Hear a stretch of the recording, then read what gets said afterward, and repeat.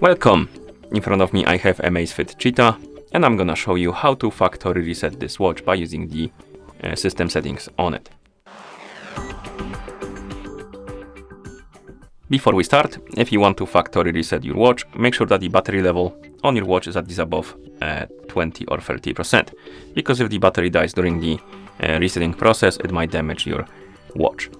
Now let's continue with the reset, and first thing you will need to do is to wake up the screen on your watch, and you can do it by pressing the select button. After you wake up the screen, press the select button again to open the menu. Now scroll through the menu and find the settings icon.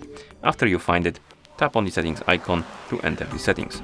In settings, find the option called system, and once you find it, tap on it, then scroll down and select the option called factory reset and tap on it, and finally tap on the checkmark to confirm and start the resetting process.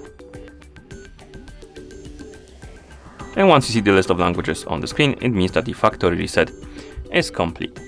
Thank you for watching. If you found this video helpful, please consider subscribing to our channel and leaving a like on the video.